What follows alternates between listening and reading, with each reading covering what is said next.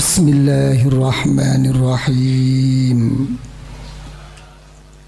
Alhamdulillahilladzi an'ama alaina bihadha surur fa'ammal hana wal hubur fasubhanahu wa ta'ala min ilahin allafa bainal qulub wa wasala bainal muhibbi wal mahbub.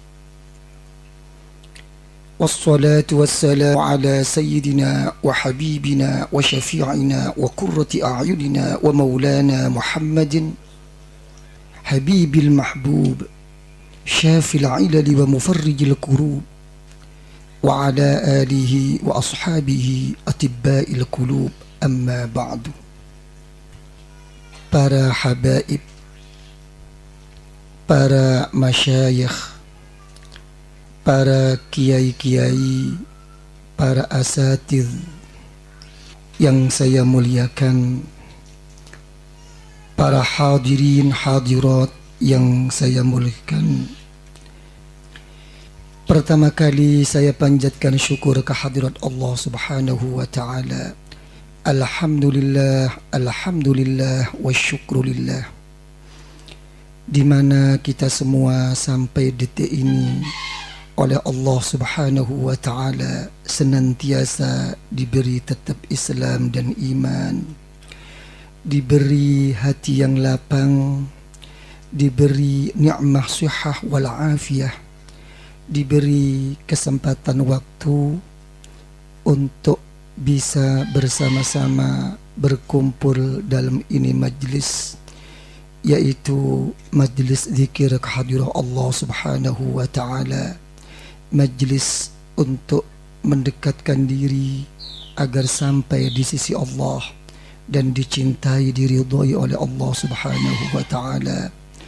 Bersamaan dengan itu, dengan majlis Hadratin Nabawiyah fi zikri maulidi khairil bariyah Muhammadin sallallahu alaihi wa alihi wasallam, sekaligus majlis kirim doa kepada segenap guru-guru kita dan pada segenap kedua orang tua kita dan segenap arwahil muslimina wal muslimat wal mu'minina wal mu'minat al ahya'i minhum wal amwat fi jami'il jihad.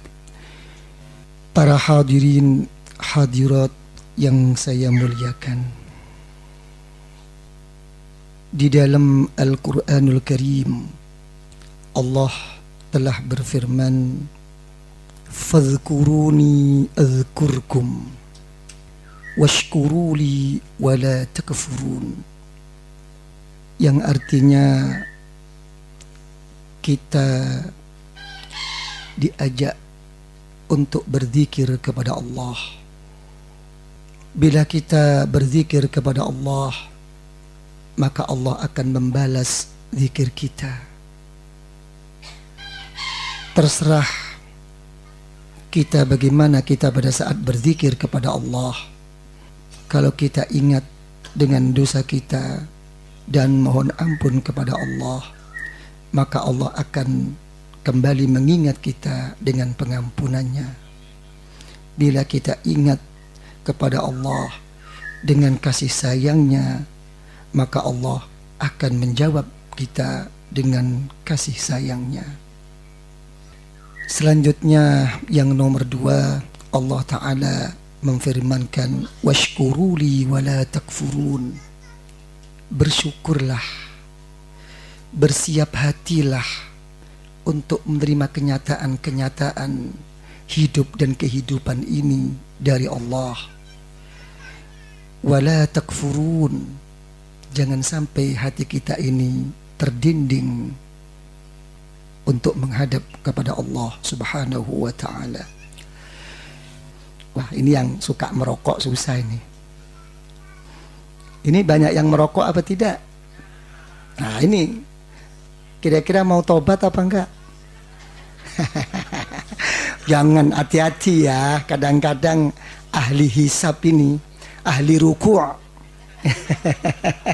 Kadang-kadang ahli ruku' ini ya, untuk mempertahankan diri ya, selalu ngomong, makruh aja kok. Betul apa tidak? Emangnya gua pikirin, ya kan? Bukan makruhnya, bukan masalah makruhnya, ya.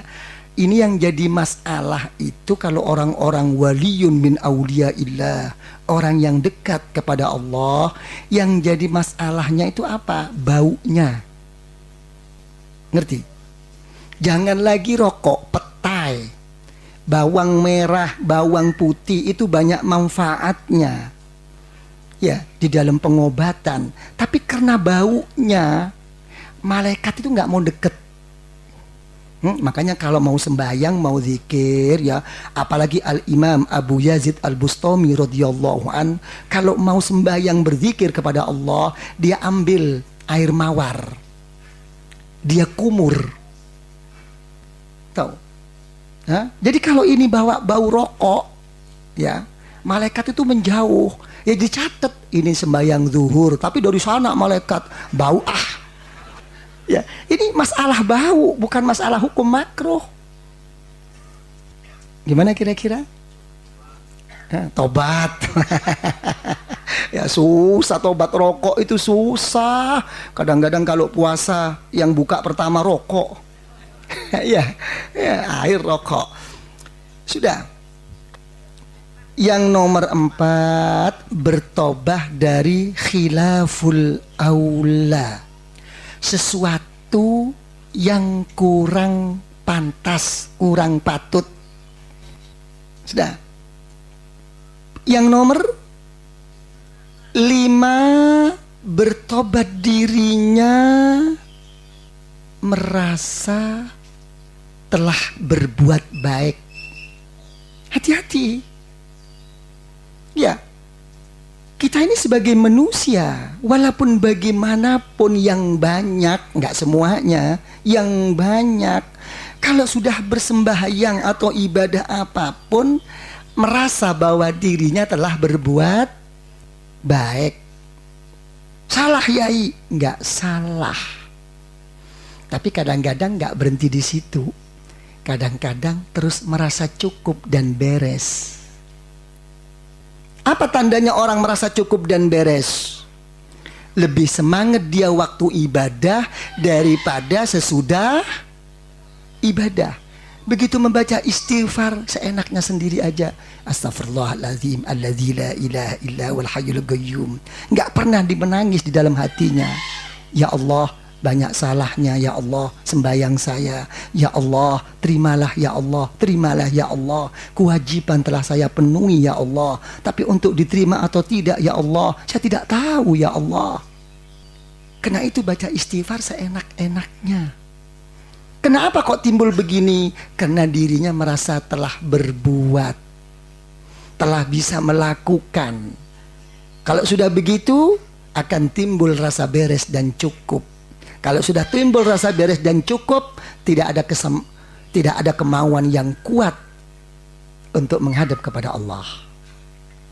Ini kira-kira terjadi apa tidak? Hati-hati. Sudah? Yang nomor 6, bertobat dari apa? Merasa dirinya lain daripada yang lain. Sorry, Pek. Daripada lo, mendingan gua. Timbul nggak? Ya, ini hati-hati. Saya nggak pernah gitu ya. Nggak sadar. Ya kan ya? Kenapa ketidaksadaran itu? Karena kadang-kadang kita itu di dalam ibadah suka mengkritik orang lain di dalam batin. Mulutnya astaghfirullahalazim, astaghfirullahalazim, allazi la ilaha illa wal hayyul qayyum wa atubu ilaih, la ilaha illallah wahdahu la syarikalah. Segala macam wirid dibacanya. Ya. Tapi matanya, karena tidak adanya kesungguhan kepada Allah, melihat orang lain beribadah, dikritiknya dengan gak sadar. Kok begitu sih sujudnya? Kok begitu sih rukuknya? Kadang-kadang baju orang yang dipakai pun jadi perhatiannya. Ih, merahnya, ih, kuningnya, ya, ih, kok agak hijau.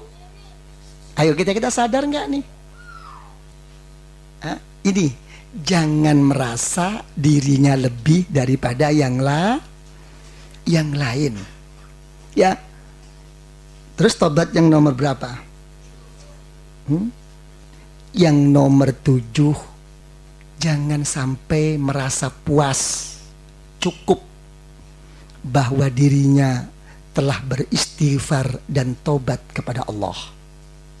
Ya, hati-hati. Tadi udah kok. Saya mau tanya, yang banyak ini beristighfar apa baca istighfar? Yang banyak ini berdoa apa membaca doa? Yang banyak ini berzikir apa membaca zikir? Kok pandai banget jawabnya. Ya, mari kita sadari. Jangan merasa bahwa aku telah bersungguh-sungguh kepada Allah. Tobat yang nomor berapa? Bertobat yang nomor 8, menobati dirinya, hatinya, karena sempat tergerak selain kepada Allah.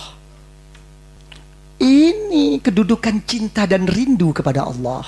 Sampai salah satu waliyun min auliyaillah, dari cintanya kepada Rasulullah sallallahu alaihi wasallam, andai kata mata saya itu satu sekedip lepas dari bayangan Rasulullah sallallahu alaihi wasallam, saya bukan sebagai orang yang Islam. Belum sempurna Islam dan keimanan saya. Itu kok susah banget, Yai.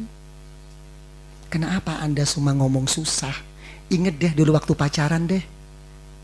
Jangan lagi waktu makan minum. Sampai beol pun inget kok. Kenapa? Kenapa kepada Rasulullah aja kok nggak bisa? Ya, kadang-kadang ada salah satu ikhwan itu mohon, meminta, Yai, saya mau minta doanya. Untuk apa? Untuk biar mimpi ketemu Rasulullah sallallahu alaihi wasallam. Saya jawab, ngapain ingin ketemu Rasulullah pakai doa-doa segala? Loh, kok begitu, Kiai? Kalau kamu tuh nggak pernah mimpi Rasulullah, karena kamu nggak pernah mikirin Rasulullah. Kalau kamu mikirin man huwa Rasulullah, siapakah Rasulullah sebelum terjadinya semua ini? Dan siapakah Rasulullah sesudah terjadinya semua ini? Dan siapakah Rasulullah kelak di akhirat untuk kita semua? Kalau kita akan memikirkan selalu begini, insya Allah akan terbayang. Apalagi kalau kita dengan dikuatkan mempelajari hadis-hadis yang menunjukkan bagaimana sifat dan akhlak Rasulullah. Tentu akan dalam tidur kita akan bertemu dengan Rasulullah. Kita selama ini gak pernah memikirkan Rasulullah. Yang banyak kita itu hanya mengakui, hanya mempercayai, hanya mempunyai iktikad yang mantap, yang kuat bahwa Muhammad Rasulullah. Tapi apakah dan siapakah sebenarnya Rasulullah? Dan apa peranan beliau terhadap semua kita ini? Nggak pernah kepikirkan. Bagaimana kita mau mimpi Rasulullah? Para hadirin hadirat yang saya muliakan, saya kembalikan lagi untuk meneruskan firman Allah dalam Al-Quranul Karim. Seorang munafik itu bisa dia terselamatkan. Yang menyelamatkan itu adalah sadar kesadaran dirinya sendiri dengan bertobat kepada Allah. Penyakitnya orang, ya, kalau tidak sampai sadar bertobat kepada Allah, itu karena apa? Satu yang paling utama, karena dirinya telah merasa benar. Mendingan orang itu berbuat dosa, walaupun dosa itu dosa besar, tapi kalau dosa itu sendiri menjadikan dirinya merasa dan sadar mempunyai dosa kepada Allah, insya Allah akan bertobat kepada Allah. Tapi kalau udah merasa benar, nggak bakalan selesai deh. Ini dalam suatu hadis sahih alladzi rawahu al-Bukhari, Rasulullah sallallahu alaihi wasallam mengatakan apa? Rubba dzambin adkhala sahibahu ilal jannah. tidak kurang. Dosa-dosa itu sendiri akan membawa orang yang mempunyai dosa itu untuk masuk surga Allah. Karena dia sadar merasa bersalah, merasa berbuat dosa kepada Allah. Sebaliknya, tidak kurangan suatu ibadah kepada Allah, tapi justru ibadah itu sendiri akan menterpuruk dia, memasukkan dia masuk neraka Allah. Kenapa? Karena adanya rasa sombong dan bangga di dalam dirinya. Bertobat. Kira-kira sehari berapa kali bertobat? Habis sholat. Itu habis sholat itu bertobat apa baca wirid yang ada lafal tobatnya? Susah ibu-ibu ya, susah ya. Bapak-bapak, nggak semudah itu bertobat kepada Allah. Itu memerlukan suatu ketenangan yang begitu tenang untuk menghadap kepada Allah. Waktu malam deh ya, waktu malam. Nggak cukup dengan apa yang telah kita adakan sehari-hari ini. Jangan-jangan yang kita laksanakan sehari-hari ini hanya merupakan bentuk ritual aja kok. Hanya merupakan rutinitas aja kok malah. Pahala, dapat pahala pasti asal ikhlas. Tapi apakah pahala-pahala yang kita terima ini apa menjamin bahwa kita akan menjadi hamba Allah yang baik? Apa menjamin bahwa itu akan menyelamatkan kita besok di sisi Allah? Apa menjamin bahwa itu akan menenangkan, menenteramkan hati kita, ibadah zikir kita? Tidak tentu menjamin. Pahalanya hasil dengan ikhlas, tapi untuk jadi orang yang selamat belum tentu deh. Bertaubah. Terusnya ayat, illal ladzina tabu wa aslahu. Berbuat baik dan mau baik sama orang lain. Yang dinamakan orang soleh itu, kata orang Jawa, cocok nyocoki. Kalau bahasa Indonesianya apa itu? Cocok nyocoki itu. Kok pas-pas terus? Coba apa? Ini katanya saling pengertian katanya. Klop. Pas. Yang dipasin tuh apanya? Begini ya, begini. Soleh itu begini. Cocok dengan apa yang telah disyariatkan oleh Allah, dengan apa yang telah disunnahkan oleh Rasulullah SAW. Kalau sudah cocok harus sesuai dengan situasi dan kondisi. Saya orang alim, cukup ilmu saya, cukup kebenaran yang saya sampaikan. Tapi tidak bisa mensesuaikan diri untuk menyampaikan kebaikan-kebaikan ya, agar diterima oleh orang lain. Itu bukan soleh. Itu bisa menjadikan ilmunya menjadi bumerang, memakan dirinya sendiri. Kenapa? Dia akan berkoar. Yang penting yang aku sampaikan benar. Aku sudah memberi petunjuk. Aku sudah begini begitu. Kamu aja yang gak mau. Besok oleh Allah akan ditanyakan, bagaimana akhlak kamu, bagaimana adab kamu waktu menyampaikan kebenaran itu sendiri. Jangan orang lain yang kamu salahkan. Mungkin cara kamu yang menyampaikan tidak berakhlakul karimah. Akan ditanyakan kok. Gak mudah. Kalau udah begini mau jadi kiai gak? Hah? Gak mudah. Makanya sampai satu label. Apa label itu apa? Merek ya, tanda yang kuat. Rasulullah Shallallahu Alaihi Wasallam memberi satu sabda, ad-dinun nasihah. Pokok dari segala tujuan agama itu adalah nasihah. Nasihat itu bahasa Arab apa bahasa Indonesia? Coba. Nasihat itu bahasa apa? Coba ini Kiai Hadi itu nasihat itu bahasa apa? Ibu-ibu yang berani banget deh yang jawab. Kalau gitu saya pindah sana aja ya. Eh, boleh? Lu boleh. Mana tahan. Ayo coba, nasihat itu bahasa apa? Apa artinya nasihat? Terus artinya apa? Nah, itu sajalah. Di dalam pengertian nasihat yang diambil oleh ulama sufiyah al-muhaggigin yang saya kumpulkan dari macam-macamnya akwal wal ibarat wal isyarat, saya kumpulkan jadi satu. Nasihat itu di dalam prakteknya itu begini, ada harapan baik, begitu dilaksanakan, mau melaksanakan disertai dengan niat yang baik. Sudah? Terus menyampaikan sesuatu yang baik. Ya, baik itu di atasnya kebenaran loh. Ya. Benar belum tentu jadi baik. Kalau baik tentu benar. Ya. Yang disampaikan sesuatu yang baik. Kalau udah menyampaikan sesuatu yang baik, cukup? Tidak cukup. Harus dengan cara yang baik. Agar apa?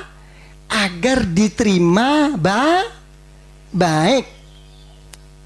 Ini susah ini. Sudah menyangkut antar manusia ini.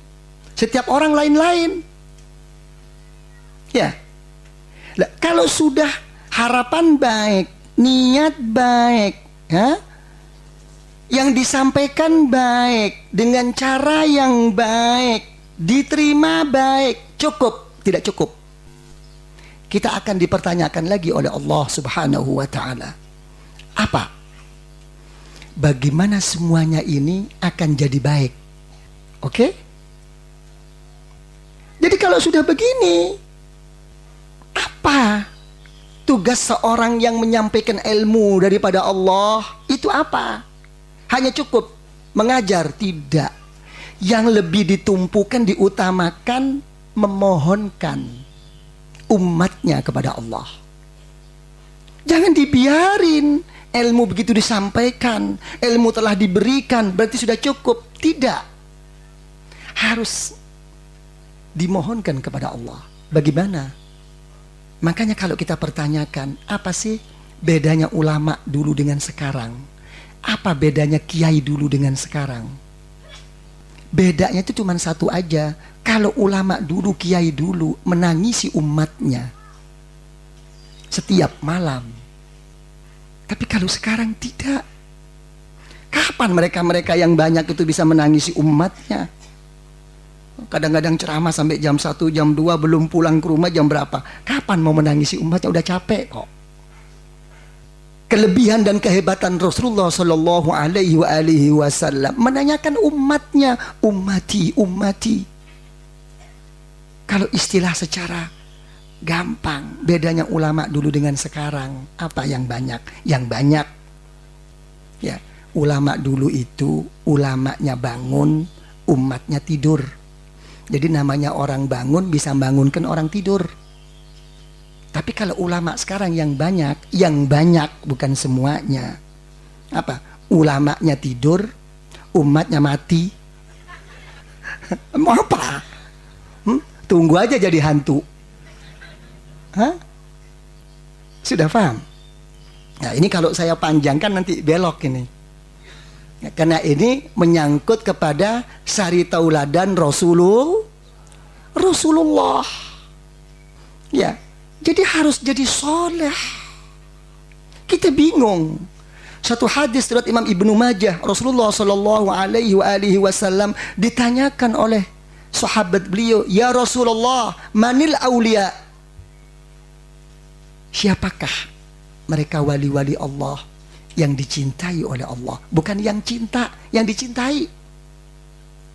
Ya, dijawab oleh Rasulullah, humul ladzina idza ru'u dzukirallah. Wa fi riwayatin alladzi rawahu al-Askari an Ibnu Abbas radhiyallahu anhuma Ya. Rasulullah itu ditanyakan, ayyu julasaina khair? Saya mau bertanya Rasulullah, kumpulan-kumpulan mana yang harus kita ikuti berkumpul yang menjadikan baik, meraih cinta dan ridho daripada Allah? Dijawab oleh Rasulullah sallallahu alaihi wasallam, man dzakarakumullah ru'yatuh. Satu, orang-orang ini merupakan suri tauladan. Orang-orang, kata Rasulullah, begitu kamu lihat, akan menjadikan engkau ingat keagungan Allah, dan akan menjadikan engkau ingat akan banyaknya dosamu kepada Allah. Jadi ada rasa suatu simpatik, ada rasa suatu senang. Bukan sekadar yang penting ilmunya, yang penting menambah ilmu. Tidak. Ya, dalam satu kata-kata hikmah, al-ilmu dinun. Ilmu itu agama untuk pegangan kita. Karena ilmu itu agama. Fanzur. Kamu lihat, kau mengambil dari siapa? Loh, bukan mengambil apa saja ilmu kepandaiannya, tapi yang ditanyakan, kamu mengambil dari siapa? Orangnya yang dipertanyakan. Begitu melihat. Ya, kalau kita tuh nggak ada daya tarik di dalam hati kita, dalam rohani kita, untuk mempertemukan kebenaran dari Allah, hanya cuma mengambil suatu ilmu aja, bagaimana kita akan bisa mengikuti? Bagaimana kita akan bisa tunduk? Bagaimana akan kita jadi orang yang sungguh kepada Allah? Mungkin makin pandai, makin alim ilmunya, tapi jangan berharap deh ilmunya itu jadi hidayat. Ilmunya jadi ilmu aja susah. Paling hanya menjadi pengetahuan aja kok. Simpatik dulu. Coba Rasulullah Shallallahu Alaihi Wasallam, sebelum Rasulullah diangkat sebagai Rasulullah, sudah mempunyai daya tarik Rasulullah. Apa daya tariknya Rasulullah? Adanya kejujuran, adanya satu kearifan, kebijaksanaan. Ya, sampai pada waktu Hajar Aswad, Ka'bah diperbaiki dan Hajar Aswad mau diletakkan, semua saling timbul satu sengketa, saling tidak mau menerima, merasa dirinya yang lebih hebat daripada yang lainnya di dalam kabilahnya. Akhirnya mengambil satu keputusan. Apa itu? Siapa yang nanti yang keluar dari masjid, itulah yang akan meletakkan Hajar Aswad. Subhanallah, Rasulullah Sallallahu Alaihi Wasallam keluar, tapi dengan arif bijaksananya dan santunnya Rasulullah, serbannya dihampar, sejadahnya dihampar oleh Rasulullah. Ditaruhnya Hajar Aswad di tengah-tengah. Setiap ketua suku disuruh megang semua sejadah serbannya Rasulullah. Begitu sudah diangkat sama-sama, diangkatnya Hajar Aswad, Rasulullah yang meletakkannya. Begitu deh kearifan dan kebijaksanaan dan kesantunan Rasulullah SAW sebelum diangkat sebagai Rasulullah, sudah mempunyai satu daya tarik. Ya, tapi namanya manusia, kalau sudah nggak dapat petunjuk dari Allah, udah tidak dibimbing oleh Allah, akan mencari-cari satu kekurangan-kekurangan di dalam satu kebenaran itu sendiri. Semuanya memberhalakan akal dan ilmu yang banyak. Kalau nggak masuk akal tidak mau, kalau nggak ini nggak mau. Kalau dipikir-pikir, emangnya kamu ibadah ini siapa? Apa yang dorong kamu? Merupakan sebagai hamba Allah, apakah mengikuti akal dan ilmu kamu? Afaman ittakhadha ilahahu hawa. Hati-hati. Ini Rasulullah Sallallahu Alaihi Wasallam ada satu daya tarik, sudah ada satu ikatan. Ya, orang sama orang yang dekat kepada Allah dan orang yang sama waliyun min auliyaillah juga akan begitu. Rasulullah pun akhirnya begitu mengaku sebagai Nabiullah, sebagai Rasulullah, ada yang tidak mau menerima, mulai akalnya bermain. Dalam Al-Quran dikatakan, ma li hadzal rasul ya'kulut ta'am wa yamshi fil aswaq. Masa itu Rasulullah? Ya, kenapa? Kok dia jalan-jalan di pasar? Alah, makannya sama dengan makanku kok. Guronya sama dengan guroku kok. Ini ku sama dengan aku. Mulai dicari secara akal zahir. Ah, masa itu sebagai waliyun min auliyaillah. Na'udzubillah. Ini orang yang terdinding hatinya oleh Allah. Kalau Anda nggak terdinding, nggak bakalan Anda akan memperhatikan sesuatu yang lahiriah. Kenapa kamu kok cinta sama dia? Kenapa kamu kok rindu? Nggak tahu. Ah, jangan deh. Alah, wong nggak kuning hitam gitu kok kamu cinta. Wong hidupnya kamu nggak tahu kamu. Walaupun hitam, ya nggak kena diukur secara zahir. Itulah suatu cinta. Kenapa terhadap Rasulullah nggak bisa begini? Kenapa terhadap waliyun min auliyaillah tidak bisa begini? Kok mulai bermain akal, mulai tawar-menawar? Kenapa? Ya, jadi paham ya. Jadi dalam hal ini semua apa? Secara ringkas kita ini ingin jadi orang ahlu la ilaha illallah, la ilaha illallah, la ilaha illallah. Fa insyaallah dengan berkah dan rahasia nur daripada Fatihah dan berkah daripada nur-nur rahasia-rahasia Rasulullah sallallahu alaihi wasallam dan guru-guru kita dan kedua orang tua kita, fa insyaallah semoga apa yang kita sampaikan ini bermanfaat fid dini wad dunya wal akhirah dan akan membuka hati kita dan akan menuntun hati kita mendapatkan taufik hidayah dari Allah Subhanahu wa taala dengan membawa ridho dari Allah disertai husnul khatimah fid dini wad dunya wal akhirah. Amin ya rabbal alamin bihaqqi wa sirri wa nuril Fatihah.